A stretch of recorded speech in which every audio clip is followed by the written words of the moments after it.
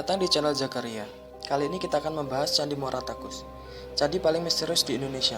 Sebelum kita memulai, silakan tekan tombol subscribe agar Anda dapat menerima informasi menarik dari kami.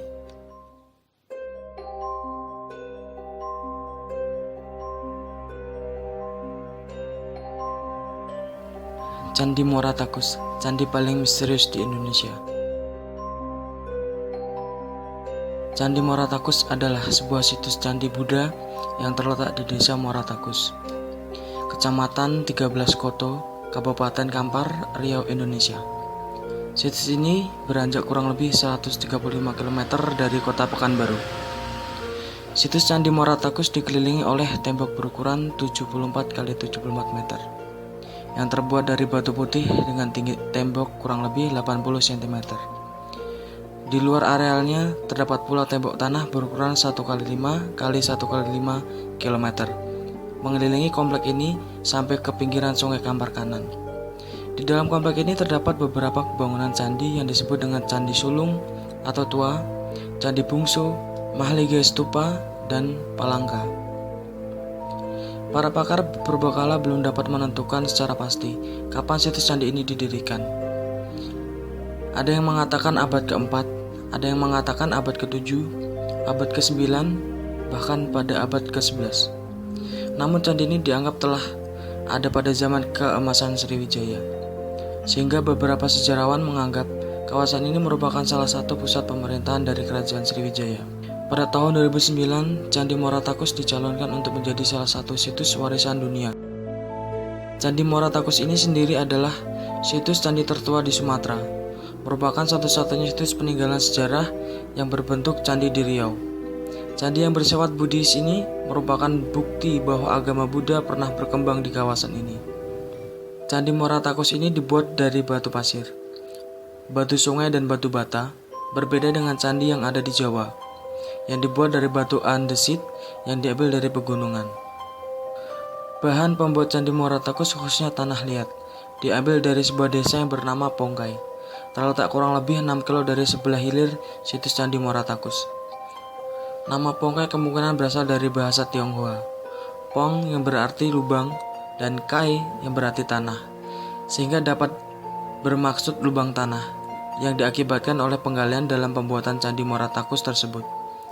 Bekas lubang galian itu sekarang sudah tenggelam oleh genangan waduk PLTA Koto Panjang. Namun dalam bahasa Siam, kata Pongkai ini mirip dengan Pangkali yang dapat berarti sungai, dan situs candi ini memang terletak pada tepian sungai. Bangunan utama di komplek ini adalah sebuah stupa yang besar, berbentuk menara yang sebagian besar terbuat dari batu bata dan sebagian kecil batu pasir. Di dalam situs Candi Muara Takus ini terdapat bangunan candi yang disebut dengan Candi Tua, Candi Bungsu, Stupa, Mahligai, serta Palangka. Selain bangunan tersebut, di dalam komplek candi ini ditemukan pula gundukan yang diperkirakan sebagai tempat pembakaran tulang manusia. Sementara di luar situs ini terdapat pula bangunan-bangunan bekas yang terbuat dari batu bata yang belum dapat dipastikan jenis bangunannya. Sebagai objek wisata sejarah dan budaya, komplek candi peninggalan agama Buddha yang beranjak 135 km dari kota Pekanbaru ini cukup menarik diperhatikan masyarakat.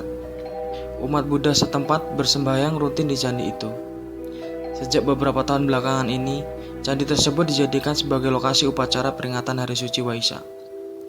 Masyarakat non-Buddha, termasuk dari luar Provinsi Riau, banyak berwisata ke candi ini.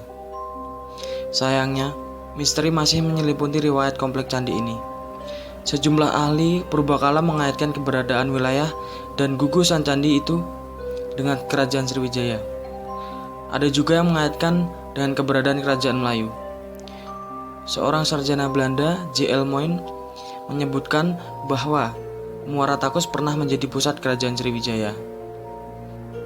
Pandangan ini didasarkan pada tafsiran atas catatan pendeta Buddha asal Cina, Ai Xing, yang pernah tinggal di kerajaan itu untuk mempelajari tata bahasa Sanskerta pada tahun 672 Masehi. Persinggahan Ai Xing dilakukan dalam perjalanan ke Konton menuju Nalanda. pusat pendidikan agama Buddha di India.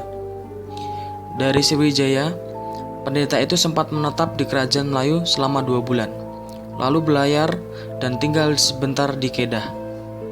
Sekembali dari Nalanda pada tahun 685 Masehi, ia mendapati bahwa kerajaan Sriwijaya telah meluaskan kekuasaan dan menjadikan kerajaan Melayu sebagai daerah taklukannya. Menurut Moen, catatan Ising yang menyebutkan bahwa di pusat kerajaan Sriwijaya pada tengah hari, orang berdiri tanpa bayangan merujuk pada lokasi di garis khatulistiwa.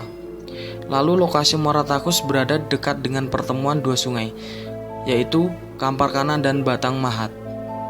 Tambahan lagi, terdapat bukti bahwa pusat kerajaan itu sering berpindah mengikuti jalur perdagangan yang ramai. Ia pun menyimpulkan, setelah menguasai kerajaan Melayu, pusat kerajaan Sriwijaya pindah ke Muara Takus. Tetapi menurut Prof. Dr. Herwandi, Dekan Fakultas Sastra Universitas Andalas Padang, banyak sarjana yang memperkirakan bahwa kerajaan Melayu yang dikuasai Sriwijaya ketika itu berlokasi di Jambi sekarang. Perkiraan ini terutama berdasarkan pada hasil penelitian geomorfologi pantai timur Sumatera pada tahun 1950-an. Hasil penelitian itu menyimpulkan pada abad ke-7, Jambi dan Palembang masih berada dekat dengan laut. Makin ke sini, menurut para ahli pantai, daratan pantai timur ini bertambah 75 meter setiap tahun. Selain itu, dilihat dari letaknya, Jambi memiliki kedudukan lebih strategis dalam lalu lintas pelayaran dan jalur perdagangan dari India ke Cina, juga Jawa. Lebih-lebih di Jambi ada peninggalan kompleks Candi Buddha yang sangat luas.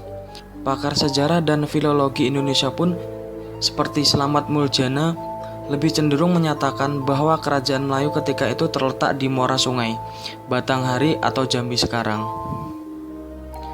Lepas dari pro kontra soal riwayat Muara Takus itu, satu hal dapat dipastikan, gugusan candi di Muara Takus ditemukan geolog berkebangsaan Belanda, Corne de Groot pada 1860. Memang temuan ini tidak menjawab pertanyaan kapan pastinya kompleks candi ini dibangun.